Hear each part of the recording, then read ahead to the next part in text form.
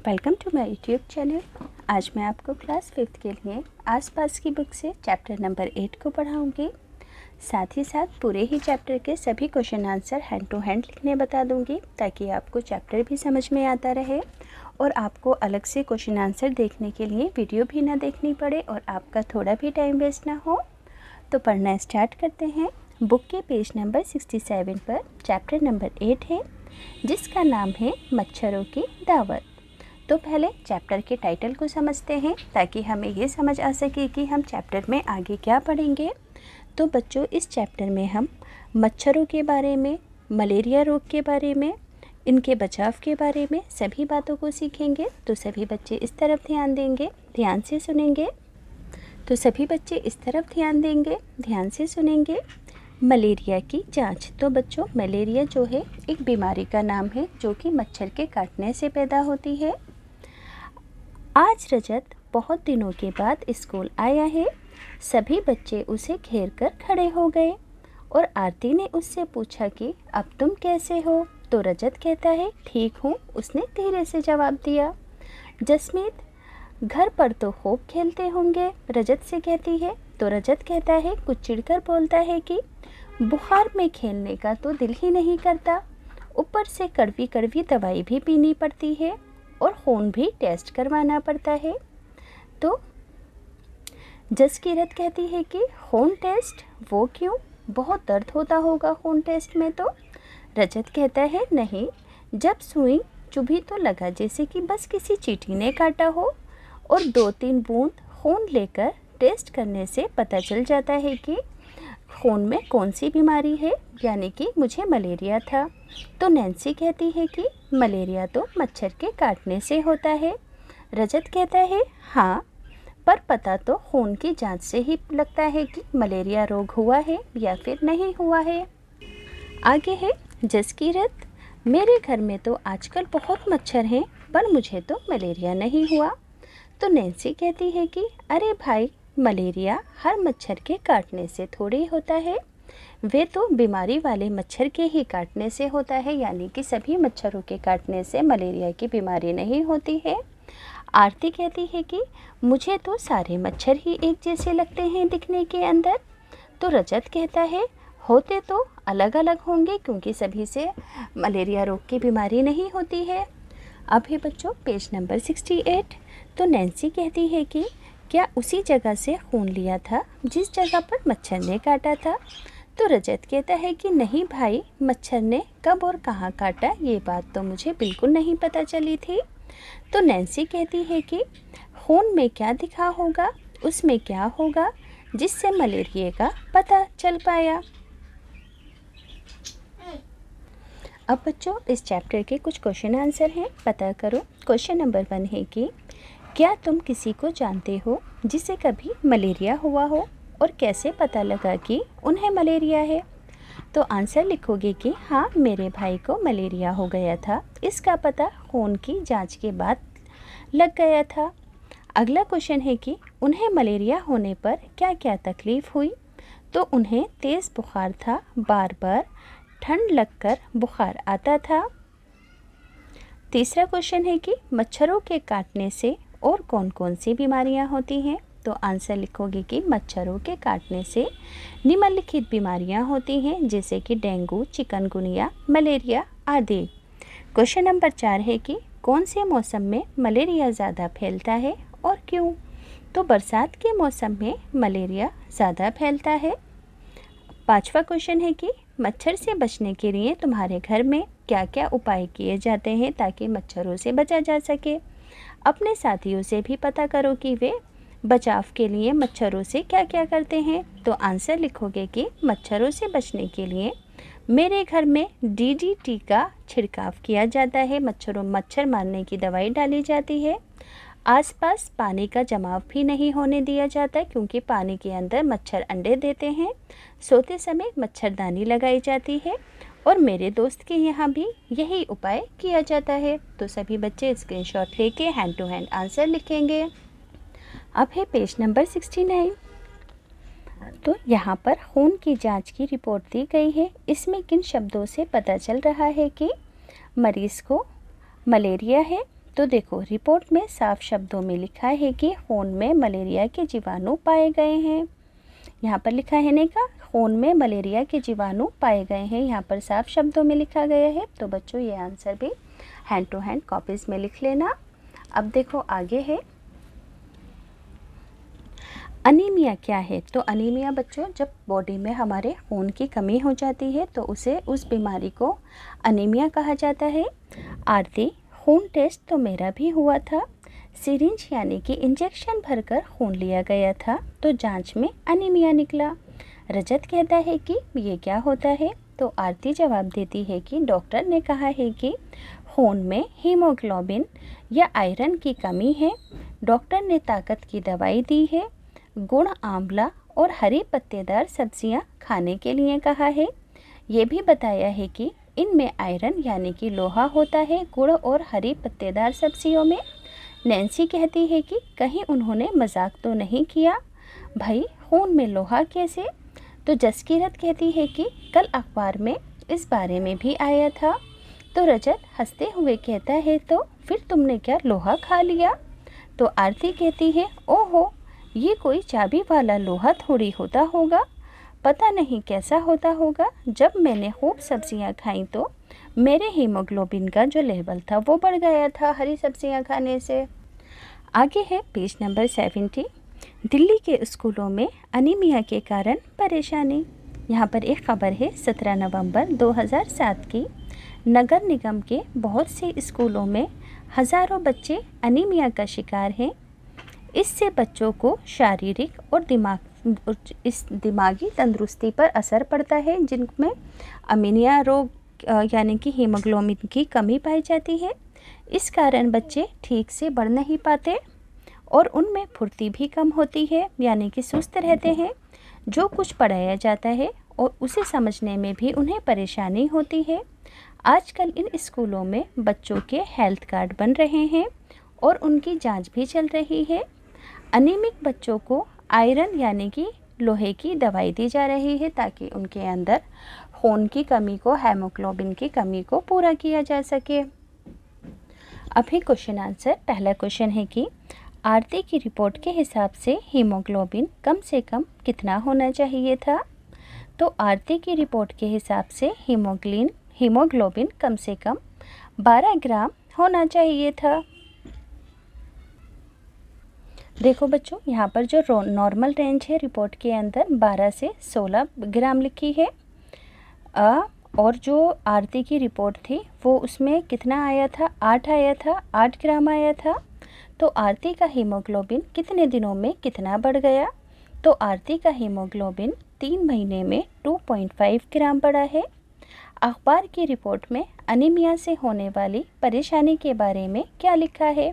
तो लिखोगे कि अखबार में अनीमिया से होने वाली परेशानी के बारे में लिखा है कि अनीमिया से मानसिक और शारीरिक दोनों ही कमज़ोरी होती है, यानी कि शरीर में भी और दिमाग में भी, और बच्चे कमज़ोर हो जाते हैं।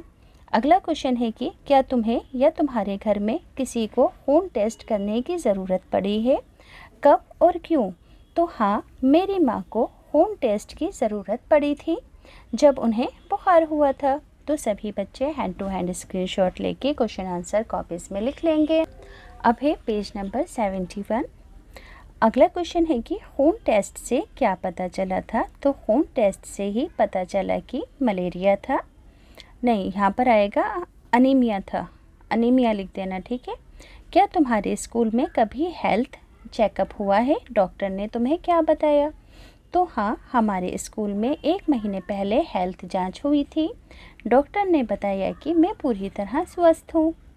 अगला है पता करो, किसी डॉक्टर से या अपने बड़ों से पता करो कि खाने की किन चीज़ों में लोहा होता है। तो मेरी माँ ने बताया कि हरी सब्जी, साग तथा अंकुरित अनाज में लोहा होता है। आगे है मच्छर के बच्चे।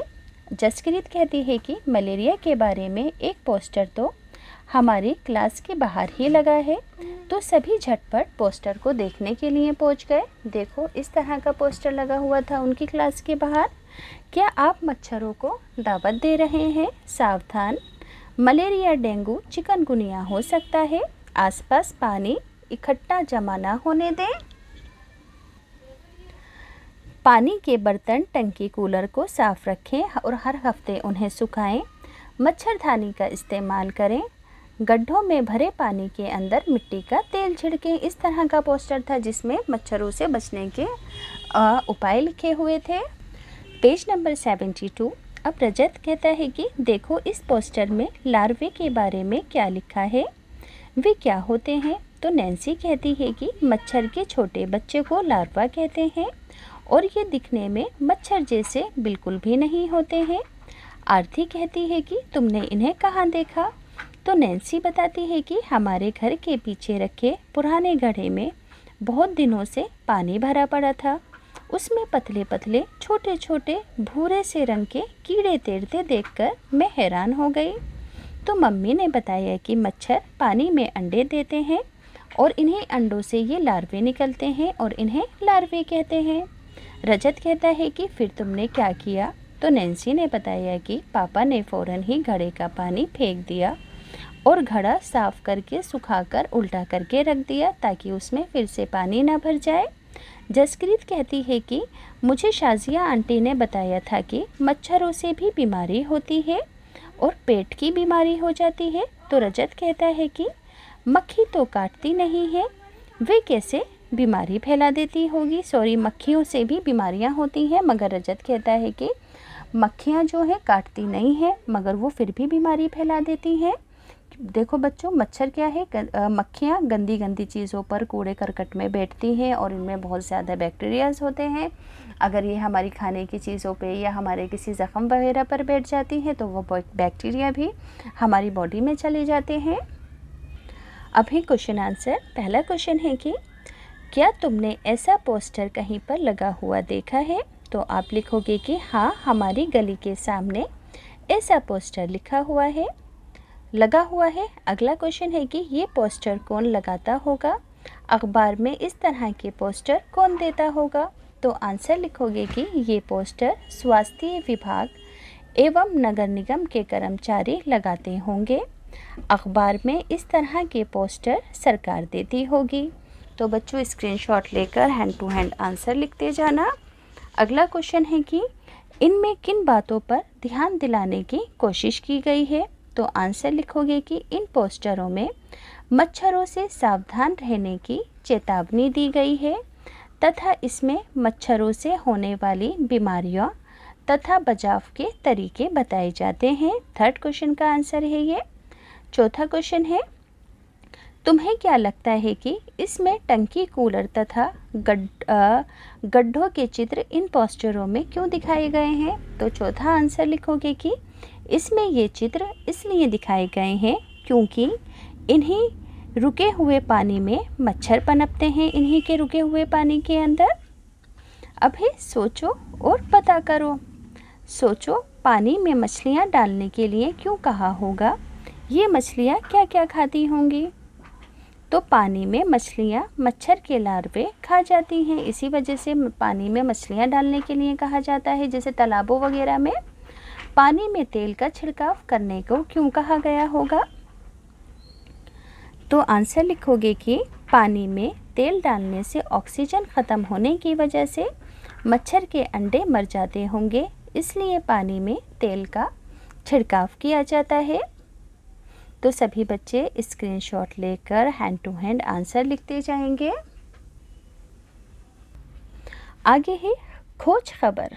पहले ये क्वेश्चन है, पता करो मक्खी से कौन कौन सी बीमारियां फैलती हैं और कैसे। तो आंसर लिखोगे कि मक्खियों से डायरिया, हैज़ा, टाइफाइड आदि बीमारियां फैलती हैं।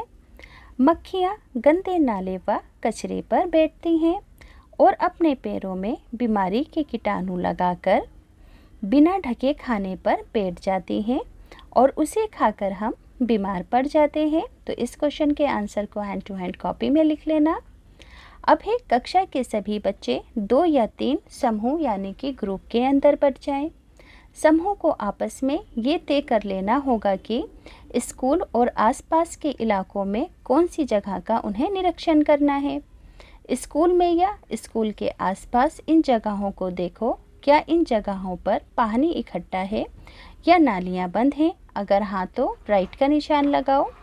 तो गमले किस किस चीज़ में पानी भरा हुआ है? गमले के अंदर, है ना।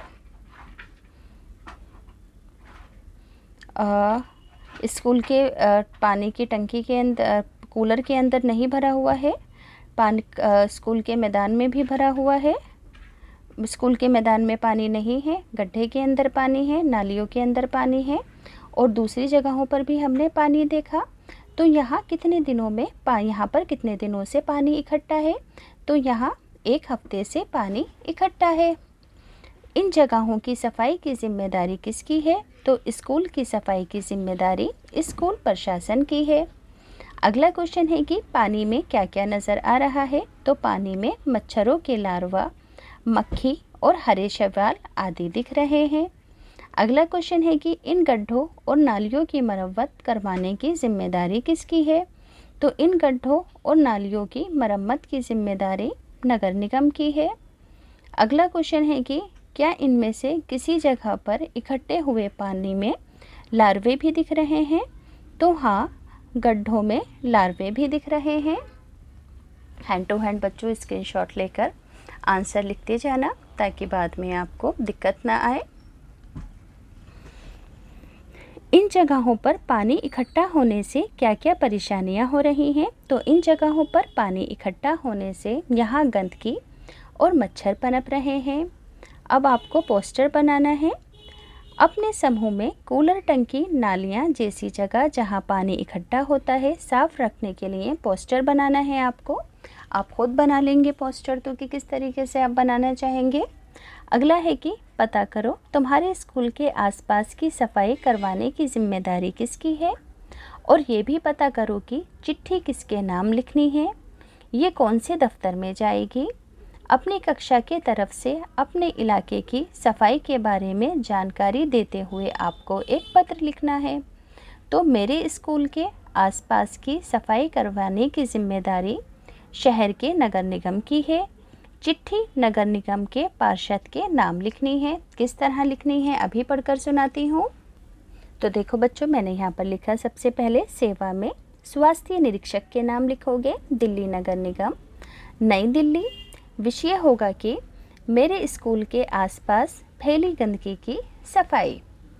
महोदय, आपसे निवेदन है कि मेरे स्कूल के आसपास बहुत गंदगी फैली है, नाला भी बहुत गंदा है तथा जाम हो रहा है। जगह जगह गड्ढों में पानी भर जाने से यहाँ मच्छर, मक्खी आदि पनप रहे हैं। अतः आपसे अनुरोध है कि शीघ्र ही स्कूल के आसपास के क्षेत्र में सफाई करने का आदेश दें, जिससे मक्खी, मच्छर आदि से मुक्ति मिल सके। धन्यवाद। कक्षा 5वीं सर्वोदय कन्या विद्यालय, ईदगाह रोड, दिल्ली 6। यहाँ पर आप अपने स्कूल का नाम और एड्रेस लिखेंगे। अब बच्चों यहाँ पर क्वेश्चन आंसर है कि क्या पानी में या उसके आसपास हरी हरी काई दिख रही है? अगर तुम्हारे घर या स्कूल के आसपास तालाब या नदी हो तो उसे देखने जाओ और इन सवालों के आपको जवाब देने हैं कि क्या पानी में या इसके आसपास आपको हरी हरी काई दिख रही है। तो लिखोगे कि हाँ, मेरे घर के आसपास काई दिख रही है। तुमने काई और किन किन जगहों पर देखी है? तो मैंने काई कुएं के पास और गीली दीवार पर देखी है। अगला क्वेश्चन है कि क्या किनारे पर या पानी में कुछ पौधे दिख रहे हैं? उनके नाम पता करो और उनका चित्र भी कॉपी में बनाओ। तो पानी तथा किनारों पर बहुत से पौधे हैं, कमल के फूल हैं, हरी हरी घास है और काई भी है। अगला क्वेश्चन है कि इन्हें लगाया गया है कि ये फिर अपने आप उग गए हैं? तो इन्हें लगाया नहीं गया है, ये अपने आप ही उग गए हैं। पानी में आपको और क्या क्या दिख रहा है, सूची बनाओ। तो पानी में मछली, मेंढक, काई, घास आदि दिख रहे हैं। बच्चों लास्ट में 2 क्वेश्चन और है कि अपने घर में, स्कूल में और आसपास मच्छर ना हो उसके लिए तुम्हारी क्या जिम्मेदारी है, इसके लिए तुम क्या करोगे। तो इसके लिए हम निम्नलिखित कार्य कर सकते हैं। अपने स्कूल तथा घर के आसपास पानी जमा नहीं होने देंगे। गड्ढों तथा नालों में DDT का छिड़काव करेंगे। अब अगला है, कैसे पता कर सकते हैं कि किसी को मलेरिया तो नहीं है, तो खून की जांच से पता चलता है कि मलेरिया है या नहीं है। तो बच्चों ये चैप्टर पूरी तरह कंप्लीट होता है।